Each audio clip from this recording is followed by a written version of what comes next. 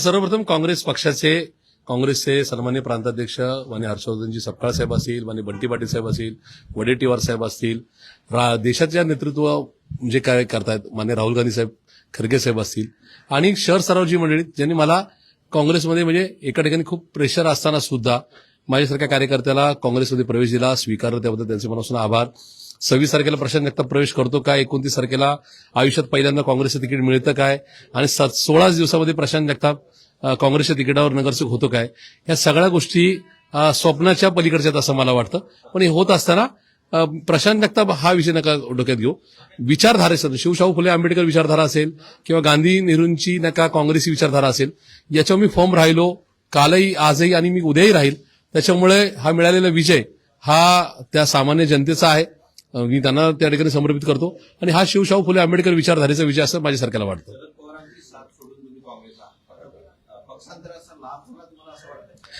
मी या ठिकाणी सांगू इच्छितो विजय हा नक्की मला मिळणार होता. म्हणजे त्या ठिकाणी मी अपक्ष जरी उभा राहिलो असतो तरी निवडून आलो असतो.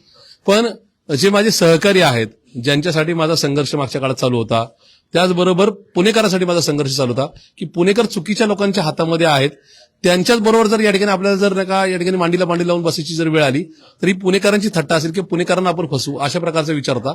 त्याच्याचमुळे मी या ठिकाणी माझ्यापुरता वैयक्तिक स्वार्थाचा विचार न करता काँग्रेसमध्ये आलो आणि कारण की मला काँग्रेसबरोबरच नका यायचं होतं, त्यामुळे मी आयुष्याच्या शेवटच्या क्षणापर्यंत काँग्रेसबरोबर राहील. पण मला एका गोष्टीचा आनंद आहे, आज काँग्रेसचे 15 नगरसेवक निवडून आलेत, त्याच्यामध्ये 5-6 लोक माझ्याबरोबर आले, त्यांना तिकीट काँग्रेसने दिली, पुणेकरांनी त्यांना स्वीकारलं आणि ते काँग्रेसच्या चिन्हावर निवडून आले. त्याच्यामुळे पुणेकर आणि महाराष्ट्रातील देशातील जनता ही आयडियोलॉजी सोडत नव्हती, म्हणजे त्यांनी सोडली नव्हती, आजही सोडत नाहीत आणि उद्या सुद्धा सोडणार नाही, याच्यावर शिक्कामोर्तब आहे.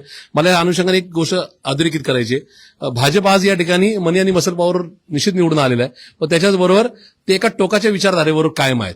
तसंच एमआयएम ज्यांना आपण नका या ठिकाणी फार जमीत पण धरलं नव्हतं, त्यांनी सुद्धा अनपेक्षित पद्धतीने 114 नका सीट निवडून आणल्यात. पण ते होत असताना ते कोणाची बी टीम आहे का सी टीम आहे हा पार्ट सोडून टाका, पण 2 वेगळ्या टोकाच्या विचारधारेंनी काहीतरी एक वेगळ्या प्रकारचं यश मिळवलंय. त्याच्यामुळे माझी कन्याकुमारी असून काश्मीर पर्यंत आणि महाराष्ट्रातल्या भाजप इतर सगळ्या राजकीय पक्षाच्या विरोधक म्हणजे जे विरोधी पक्ष आहेत त्यांच्या सगळ्या मंडळींना विनंती राहील, मी सल्ला देणं एवढा मोठा नाही, पण तुम्ही अगदी विचारधारा घेतली ना, जी जनतेला अपील झाली तर लोक तुम्हाला भरभरून मतदान करतात. तुम्ही नरो कुंजरो भूमिका घेतली तर मात्र लोक तुम्हाला घरी बसवतात. अशा प्रकारचं एक चित्र या महानगरपालिकेच्या निवडणुकीच्या निमित्ताने किंवा निकालामधून निश्चित स्पष्ट झालेलं आहे.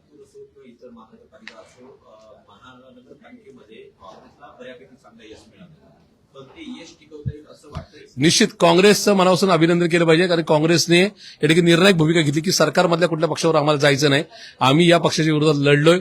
लोकांची काय भावना आहे, त्याच्यामुळे भाजप हा आमचा शत्रू आहे, भाजप आमचा या ठिकाणी पारंपरिक विरोधक आहे आणि भाजप बरोबर पण जायचं नाही, भाजपच्या बरोबरच्या पक्षांबरोबर पण जायचं नाही किंवा त्या पक्षाला जे आणखी कोणी साथ देतील त्यांच्या बरोबर सुद्धा घरोबा करायचं नाही. ही निर्णायक भूमिका नगरपालिका नगर परिषदला पण घेतली, महापालिकेच्या निवडणुकीच्या प्रचाराच्या दरम्यान पण घेतली आणि आता जिल्हा परिषदला पण घेतली. त्याच्यामुळे काँग्रेसचा हा विचार हा सामान्य जनांपर्यंत पोहोचलाय आणि मला खात्री आहे की हाच नका मेसेज हा लोकसभा विधानसभेपर्यंत राहील आणि लोकसभा विधानसभेमध्ये सुद्धा महाराष्ट्रामध्ये परिवर्तन झालेलं आपल्याला दिसेल आणि ते परिवर्तन काँग्रेसच्या पार्ट्यात झालेलं असेल. काँग्रेसचा उद्या मुख्यमंत्री बसला तर त्या ठिकाणी आश्चर्य वाटून घेण्याचं कारण नाही, कारण की लोकांना ही घेतलेली निर्णायक भूमिका ही आवडलेली आहे. विधानसभेमध्ये किंवा लोकसभेमध्ये महाविकास आघाडी असते पण ती महानगरपालिकेमध्ये एकही दिसून आली नाही किंवा तसं काही दिसलं नाही. वंचित सोबत गेल्याचा काही पट्टा मुंबई महानगरपालिकेत असं नाही म्हणता येणार. वंचित या ठिकाणी आमचा महाविकास आघाडीचा कधी भाग नव्हता, पण वंचित या ठिकाणी आमच्यावर आले त्याचा निश्चित फायदा झाला.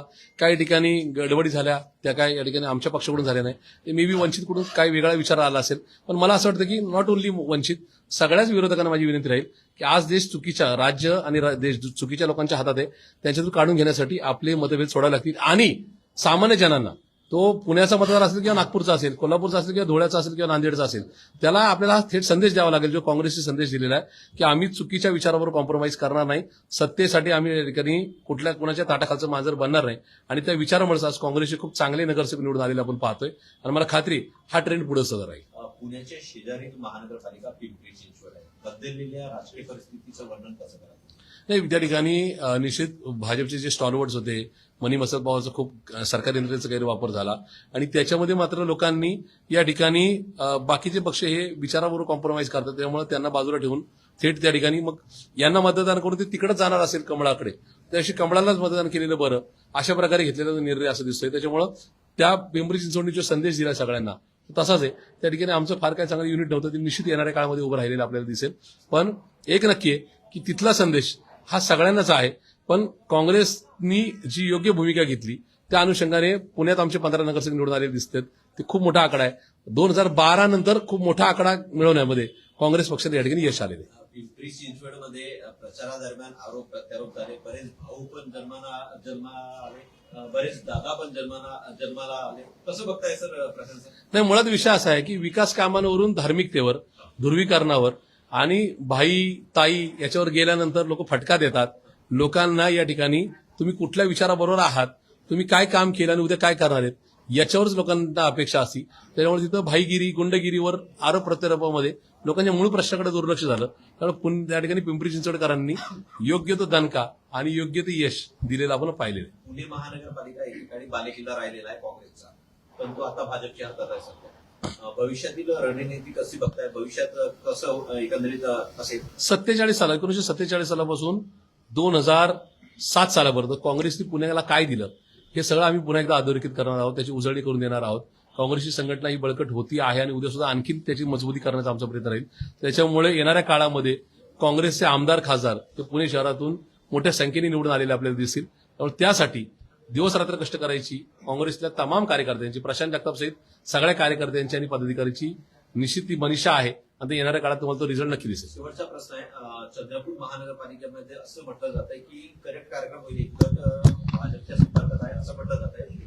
बदललेली राजकीय परिस्थिती याला कारणीभूत आहे असं वाटतं? हे बिलकुल नाही. या ठिकाणी माननीय वडेट्टीवार साहेबांनी त्यांच्या टीमचं मनापासून अभिनंदन केलं पाहिजे. आमच्या खासदार मॅडमचं या ठिकाणी धानोरकर मॅडमचं अभिनंदन केलं पाहिजे. खूप चांगल्या पद्धतीने त्या ठिकाणी एकत्रित करून रिझल्ट दिलेला आहे. मला असं वाटतं की कुणी जरी किती काही पासे उलटायचा प्रयत्न केला, किती आमिष दाखवायचा प्रयत्न केला तर चुकीचं काही होणार नाही. चंद्रपूर हा काँग्रेसचा बालेकिल्ला होता, आहे आणि उद्या सुद्धा राहील. वडेट्टीवार साहेबांचं त्यांच्या टीमचं पुन्हा एकदा मनापासून अभिनंदन. आता जोकासू एसटीपी या अत्याधुनिक जॅपनीज तंत्रज्ञानाने सुसज्ज, quick installation, energy efficient, noiseless blowers, low maintenance या आणि अशा वैशिष्ट्यांनी परिपूर्ण जोकासू एसटीपी तंत्रज्ञान प्रकल्प उभारणीपासून ते विक्री पश्चात समाधानकारक सेवा देणारी, भारताबरोबरच परदेशात देखील प्रकल्पांची यशस्वी उभारणी करणारी company Deccan water treatment private limited.